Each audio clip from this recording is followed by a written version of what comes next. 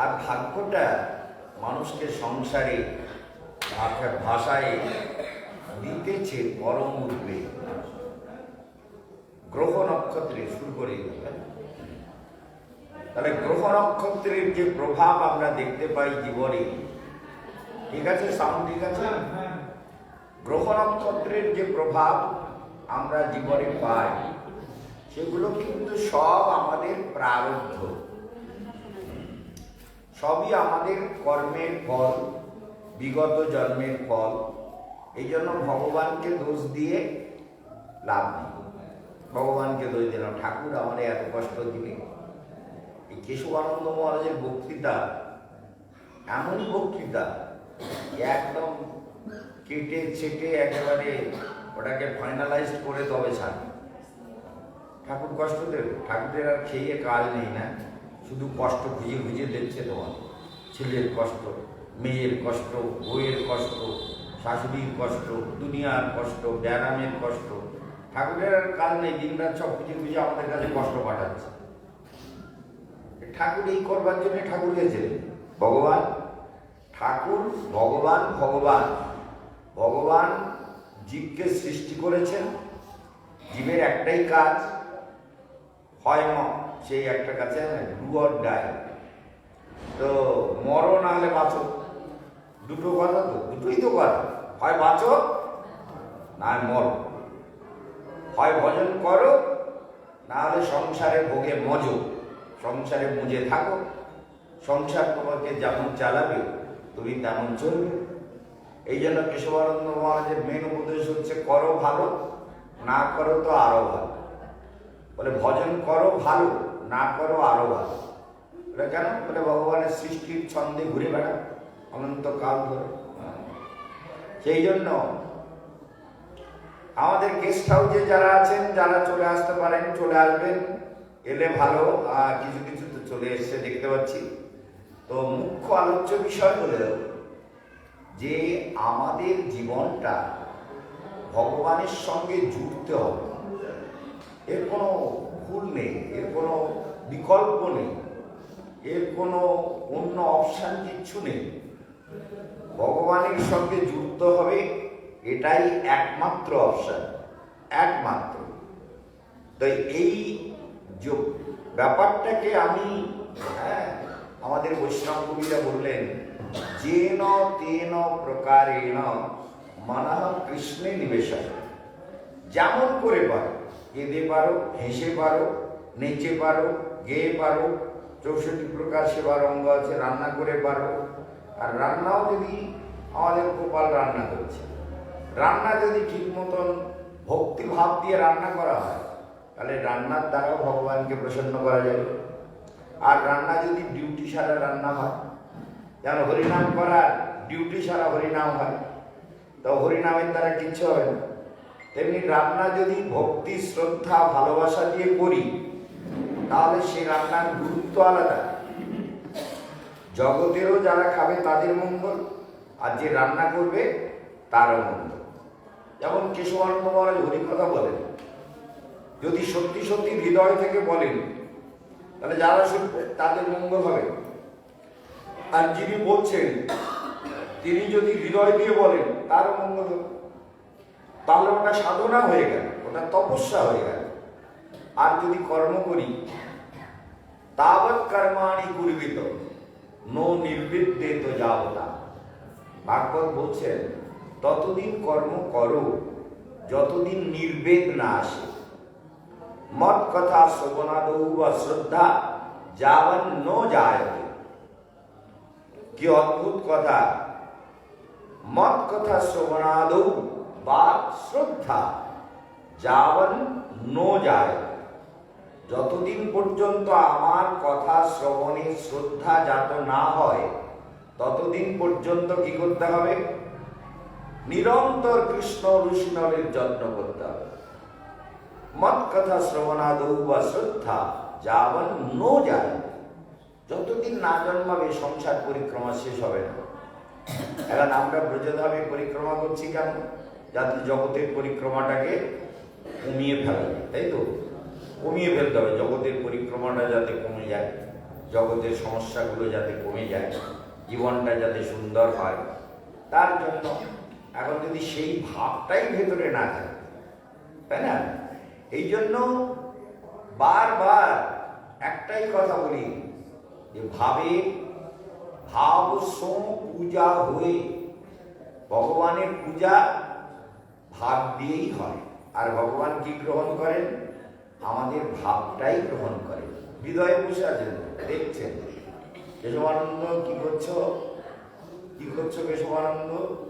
কেশবানন্দ যা করছে ভগবান বলছে, আমি কিন্তু দেখছি তুমি যা করছো, আমি কিন্তু দ্রষ্টা, তোমার অন্তরে বসে আছি, আপনাদের অন্তরে বসে আছে। আর সেইভাবে রিল তৈরি হচ্ছে, হয়ে হয়ে হয়ে হয়ে যখন মরণকাল আসবে, তখন ওই রিলে মানে আলটিমেট যে রেজাল্ট, সেইটা মৃত্যুকালে হৃদয়ের মধ্যে ভেসে উঠবে। মৃত্যুকালে ভেসে উঠবে। কোনটা ভেসে উঠবে? যেটা আমার আলটিমেট রেজাল্ট। কথাটা বোঝা গেল? তাহলে রেজাল্ট ভেসে উঠবে কি? জম জম পাপি স্মরণ ভাবম তজত তন্তে কলিবর। আমি যেমন ভাব নিয়ে মরবো, তেমন জীবন লাভ হবে। একেবারে সোজাসুজি কথা, এর মধ্যে ধর্ম অধর্মের কথা নেই। ভক্তি অভক্তি, পূজা পাঠ কীর্তন যা কিছু করতেছো করো, কিন্তু ভাবটা যদি শুদ্ধ না হয়, ভাব শুদ্ধ সত্য শুদ্ধি, ভাবকে পরিশুদ্ধ করার চেষ্টা সব সাধনার মধ্যে। যে পূজা করে তাকেও চেষ্টা করতে হবে, যে রান্না করে তাকেও চেষ্টা, যে কীর্তন করে, যে অন্য সেবা কাজ করে, সব কিছু ততদিন কর্ম হবে যতদিন আসক্তি না যাবে। কথাটা বোঝা গেল? তাবৎ কর্মানি করবি। তাহলে কর্ম কতদিন হবে? বলে যতদিন আসক্তি আছে। আর তারপরে কি হবে? তাহলে কর্মটা সেবা হয়ে যাবে। কর্মটা কি হবে? সেবা হয়ে যাবে। আর সেবা পরিণতি কি হবে? ভেতরের পবিত্র ভাব তৈরি হবে। সেবার ভাব থেকে ভেতরটা সরল, সুন্দর, সহজ, মনোরম হয়ে যাবে। সেই জন্য এই দিব্য ভাব মানবের জীবনে পরম প্রাপ্তি। কালকে সকালবেলা সবাই না এ কদিন ভোরবেলা উঠেছেন, কালকে একটু শুয়ে থাকুন, ডেকে ডেকে 7টার সময় এসে, কালকের উৎসব আছে, তার মধ্যে একটু সকালবেলা হালকা কিছু খাবার দিয়ে দেওয়া হবে। ছোলা সিদ্ধ করে দিলে ছোলাতে আছে, দেখে নিতে হবে। মুড়ি একটু দিয়ে দেওয়া হলো। দুপুরবেলা একটু ভালো করে আমাদের চিড়ে করে দাও, চিড়ে রোপমা করে দাও, ফার্স্ট ক্লাস। চিড়েগুলো তো নষ্ট হচ্ছে না, চিড়ে রোপমা করো, একটু ডিফারেন্ট টেস্ট হোক, ঠিক আছে? এখন আলোচ্য বিষয় ভালো করে চিন্তা করবে। সহজ জীবন, সব কিছু নিয়ে কোনো কিছুতে ডিস্টার্ব হওয়ার দরকার নেই। বলে কেউ আমাকে নিন্দা করবে, বলে করুন, আমার দোষ আছে তাই নিন্দা করেছে, আমার দোষ নেই এরকম তো হতে পারে না। নির্দোষ তো জগতে কেউ না। যেমন কেশবানন্দ মহারাজ খুব বকে, গালাগালি দেয়, আর নিঃশর্তে সে পান্ডা মান্ডা যেই হোক। আজকে সকালবেলা ওই রাধাবাগে জল নিতে গেছি, সেখানে গিয়ে একজন ব্রজবাসী খুব তাগড়া পেহলবান, সেখানে মল্লযুদ্ধ করে। সে আমাকে বলতে, बाबा इसको दे दो, दान पूर्ण करना चाहिए। बोले ऐसा थप्पड़ मारूंगा ना तेरा ब्रजवासी की। बोले हम ब्रजवासी हैं, हमको मारेंगे? अरे ब्रजवासी तो सत्यानाशी है, वृंदावन के ब्रजवासी सारे चोर है, बदमाश है, बंगालियों का संपत्ति हड़प लिया है। बोले आप क्या क्या बोल रहे हैं? क्या क्या बोल रहे हैं? सारा ज्यादा कुछ बोलेगा तो मार मार के पानी उठा के दे। জল কুয়ার থেকে উঠিয়ে তারপরে দিয়েছি। ওই আমাদের ওই ছিল, ওই কি বলে, ওই অজিত, বৃদ্ধ বয়স্ক যে অজিত, এটা শুনেছিল। বলে মহারাজ গালাগালিও দিচ্ছে, যা তা বলছে, আবার জলও দিতে বলছে। তো জল তুলে টুলে দিয়েছে, বালতি দিয়েছে, আমি নিয়ে আসুন। ওই অজিত গিয়ে নিয়ে এসছে জল। তা ज्यादा कुछ मत बोल, तेरे इतना कुछ कहूंगा ना, पहले पहले तो तुम लोग कहते थे, हम सुनते थे कि जगत का गुरु सन्यासी और सन्यासी का गुरु ब्रजवासी। अब तो तुम सन्यासी का गुरु नहीं, तुम सत्यानाशी बन गए। বুঝতে পারলে?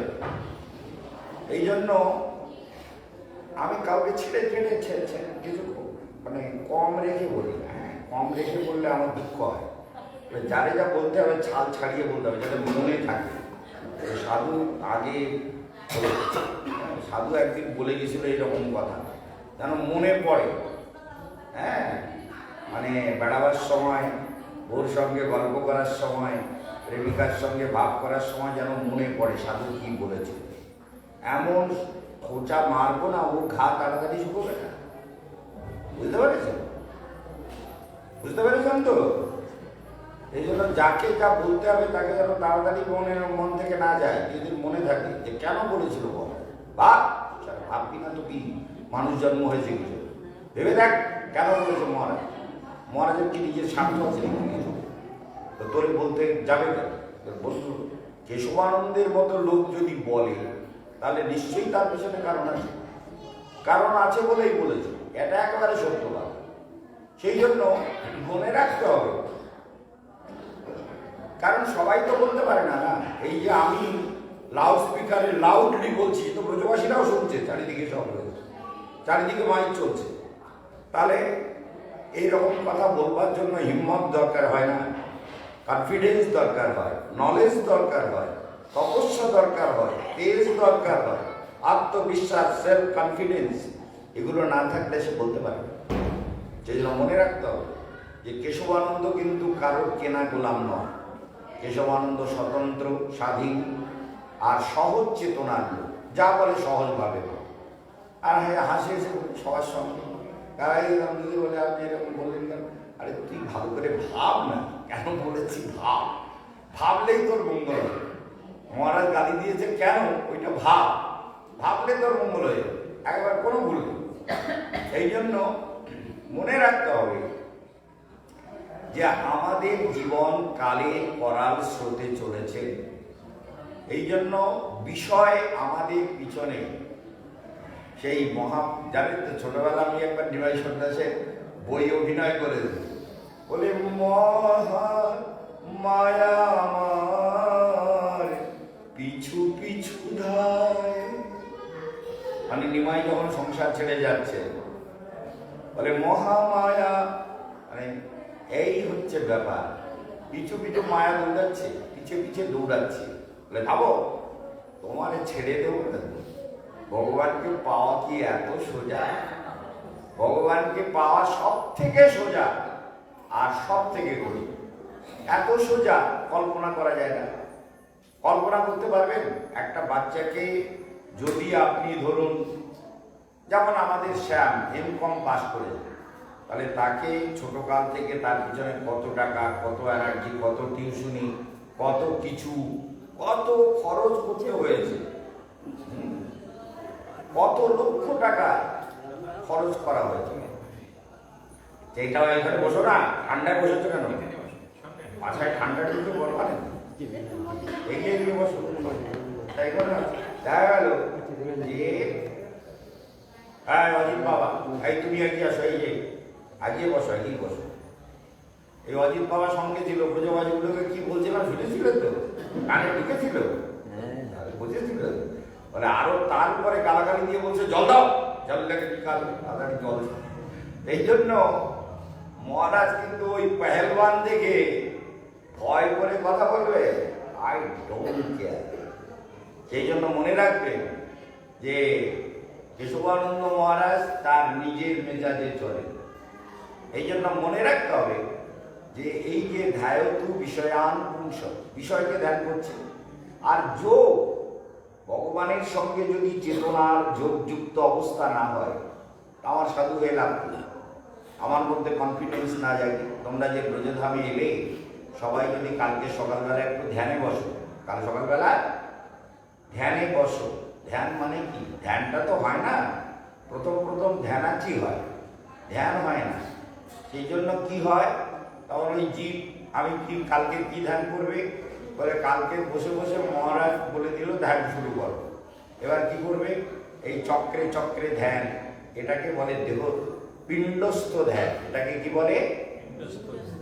ধ্যান কয় প্রকার বলুন, চলবো বলো, কয় প্রকার ধ্যান? ধ্যান 4 প্রকার। মনে থাকবে কপ্রকার। তার মানে একটা হলো পাদস্থ ধ্যান, পাদস্থ বেস, ফাউন্ডেশন। ধ্যানের ফাউন্ডেশনটা কি? সাধুর কথা, শাস্ত্রের কথা, ধর্মের কথা, তীর্থের কথা, তপস্যার কথা, বিভিন্ন কথাকে যখন আমরা মন্থন করি ভেতরে, তখন একটা মনটার বাইরে দৌড়াতে পারে না। তখন কি হয়? ওই ভেতরে যে একটা ভূমি তৈরি হয় সেটাকে বলে পাদস্থ ধ্যান, মানে পাদ, ওই স্থানটা তৈরি হয়। আজকের থেকে এগুলো নোট করতে হবে, কাল আবার জিজ্ঞেস করবো, না বলতে পারলে কান ধরে উপোস করাবো, মনে থাকে যাবে। সেই জন্য প্রথম হচ্ছে পাদস্থ ধ্যান। পাদস্থ, তাহলে চারটে: পাদস্থ, পিণ্ডস্থ, রূপস্থ আর রূপাতীত। চারটে ধ্যান: পাদস্থ, পিণ্ডস্থ, রূপস্থ আর রূপাতীত। তাহলে এই চারটে ধ্যানের প্রথম ধ্যান পাদস্থ ধ্যানটা কেমন? বলে মহারাজ কি বললেন? আচ্ছা মহারাজ বাকি বিহারীর ওখানে কি করলেন? আচ্ছা মহারাজ নিকুঞ্জ বনে কি বললেন? নিধু বনে কি বলেছিলেন? দামোদর মন্দিরে কি কথা বলেছিলেন? আমি মন্দিরে প্রণাম করে কি বলেছিলাম? মন্দিরে চলে যাবেন একদম। বলে বংশী বটে কি বলেছিলেন? বংশী বটে আমিও যাই, দেখি গোপী ভাবটা যদি একটু আসে, যদি কিছু আসে ভাব, চাই বংশী বটে চলে যাই। ওই করে যাবেন হেঁটে হেঁটে? মনে মনে। মন হচ্ছে পৃথিবীর সব থেকে দ্রুতগামী যান। পৃথিবীতে যত যান তৈরি হয়েছে, বলে পার মিনিটে 32,000 কিলোমিটার রান করছে। পার মিনিটে, ঘন্টা না, পার মিনিটে 32,000 কিলোমিটার। তো সেই যে দৌড়াচ্ছে মন, কিন্তু 32,000 কেন, 32,32,00,000 কিলোমিটার গতিতে মন দৌড়াতে পারে, মনে থাকবে। তাহলে মনের গতি অবাধ, অবাধ গতি। মন একেবারে ছাড়া পেলে, বাবারে, ইঁদুর, পাথর, ছুঁচো, কোথায় কি দেখেছে, ময়ূর, গাছপালা, সংসার, পুত্র, কন্যা, পরিজন, কে কবে ফোন করছে, কি হচ্ছে, আসলে কি বলুন তো? দেখুন, এগুলো আমার মনে প্রশ্ন ওঠে যে আমি যে এত বলি, কেন মানুষের মধ্যে ঢুকতে পারছে না? তার কারণ হচ্ছে সংস্কারটা তৈরি হয়নি। মানে চেতনার যে স্তর, যে সংস্কার, যেটা তার ভেতর থেকে তৈরি হওয়া দরকার।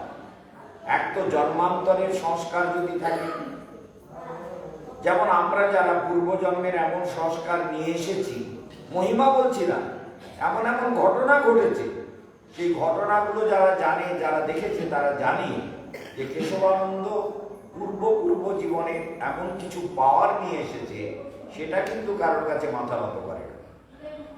সেই জন্য এটা মহিমা না।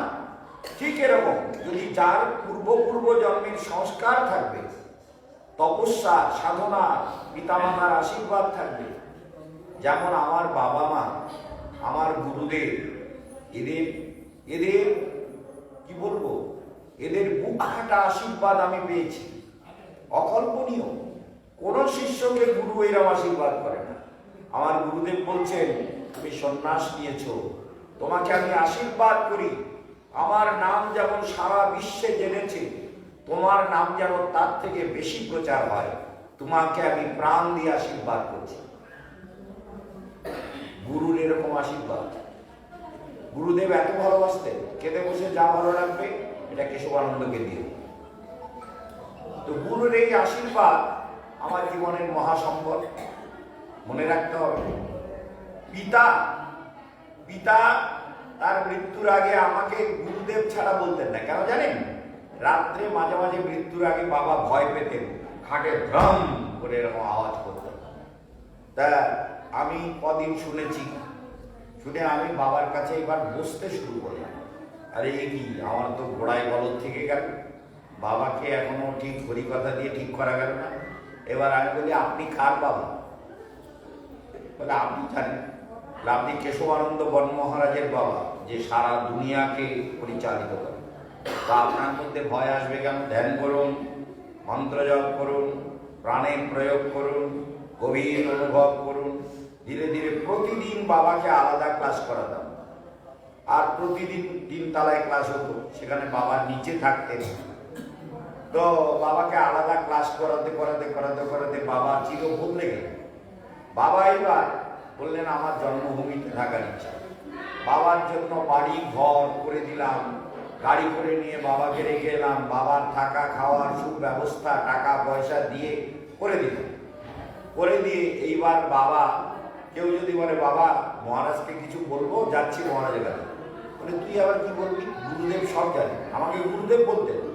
বলে গুরুদেব, আমার বাবা আমাকে গুরুদেব বলতেন, মনে রাখবেন তার আশীর্বাদ। তিনি বলতেন বলে আমার যা কিছু যদি আমার 2 পয়সা থাকে আমি কেশবানন্দকে দিয়ে যেতে চাই, কেশবানন্দর হাতে দিলে রক্ষা পাবে। তা আমার তো দরকার নেই, আমি আরো ওনার মানে বাবার ছেলে যারা তাদেরকে আমি সব দিয়ে ধুয়ে ঘর বাড়ি করে টাকা পয়সা দিয়ে ব্যাংক ব্যালেন্স করে ওদেরকে সেট আপ করে দিয়েছি। সেই জন্য বাবা বলতেন গুরুদেব, মনে রাখবেন তার আশীর্বাদ কেমন পেয়েছি চিন্তা করতে পারেন। আর মা ক্যান্সার হয়ে যখন মারা যাবেন আমি দেখতে গেছিলাম, আমাকে বুকে জড়িয়ে কেঁদে বলছেন বাবা আমি যেন মরে তো যাব, তো মৃত্যুর পরে যদি আমি জগতে জন্ম হয় আমার, তোর মতো পুত্র যেন আমি আবার আমার বলে পাই, আমি আর কিচ্ছু ভগবানের কাছে চাই না। কাঁদছেন, মনে হচ্ছে যেন বুকটা তার কেটে বেরিয়ে যায়। এই জন্য পিতামাতার আশীর্বাদ যদি না থাকে না, সেও এক অভাগা। পিতামাতার আশীর্বাদ যার কপালে নেই তার জীবনে অনেক ত্রুটি থেকে যাবে। গুরুর আশীর্বাদ যার কপালে জোটেনি তারও জীবনে অনেক ডেফিসিট থেকে যাবে, অনেক গাড্ডা থেকে যাবে, পূরণ হবে না। এই জন্য ওই কথাগুলো বলছি কেন, যে মানব আসলে ছোট কাল থেকে তাদের যে অধ্যাত্ম সাধনা, যে উপাসনা, যে মানসিকতা, যে চেতনা, যে হৃদয় বৃত্তি, সেগুলো যদি তৈরি না হয়, নিজেকে বদলাবে কে? আপনি নিজে যদি না বদলান, বলে আমি তো, বলে ঘাড় কেন কাক, বলে এও এক জাত, আপনি তো চেনেন না আমি সেই জাতের জাত, আমার ঘাড় হলো কাক, বুঝতে পেরেছেন? তা আপনি তো চেনেন না, সেই জন্য আপনি আর কি বলবেন? এই জন্য মনে রাখতে হবে, সব ঘাড় কাক হওয়া জাত হলে তো হবে না। এই জন্য দেখুন, এই যে গীতাতে ভগবান 8ম অধ্যায়ে বলছেন সর্বদারাণি, তাহলে ধ্যান কয় প্রকার বলেছি? 4 প্রকার। কি কি? পাদস্থ, পিণ্ডস্থ, রূপস্থ, রূপাতীত। তাহলে পাদস্থ ধ্যান মানে কি? ভূমিকা। যত মন্থন করবেন শাস্ত্রের কথা, যা পড়েছেন, যা শুনেছেন, যা পেয়েছেন, যা ভেবেছেন, সেইগুলোকে ভেতরে মন্থন করতে করতে একটা মনোভূমি তৈরি হয়, সেটাকে বলে পাদস্থ ধ্যান। তীর্থে গেছেন, পরিক্রমা করেছেন, সেই সব কথা যখন ভাববেন, সেটা হলো পাদস্থ ধ্যান। সেটা ধ্যানের একটা ভূমিকা তৈরি করছে, ওটা কিন্তু ধ্যান হচ্ছে না, ওটা ধ্যানের একটা ভূমিকা তৈরি হচ্ছে। মনটা ধীরে ধীরে ভেতরে ঘুরতে শিখছে, মনটা ধীরে ধীরে ভেতরে ঘুরতে শিখছে। মানে মনটা দিন রাত বাইরে ঘুরে বেড়াচ্ছে, তো শুয়ে পড়লেও বাইরে দৌড়চ্ছে, ঘুমলেও বাইরে দৌড়চ্ছে, খেতে বসেও বাইরে দৌড়চ্ছে। আর প্রাণ খুলে যখন গল্প করে তখন একদম মানে পাড়ার গোষ্ঠী থেকে শুরু করে ষষ্ঠী পুজো পর্যন্ত, ষষ্ঠী পুজোর থেকে মরা পর্যন্ত সব গল্প শেষ করে না দেওয়া পর্যন্ত শান্তি। কি গোপা মা, বুঝতে পারছো তো? তুমি কি কি গল্প বলো, তোমার কাছে আমার শুনতে হবে, তুমি কি কি গল্প বলতে চাও, তাই শুনবো আমি তোমার কাছে, মাইক লাগিয়ে দেবো, কোনো চিন্তা নেই। এই জন্য দেখা যাচ্ছে যে এই যে মানবের প্রবৃত্তি, অর্থাৎ পাদস্থ ধ্যান যদি বারবার যত্ন করতে থাকে, পাদস্থ ধ্যান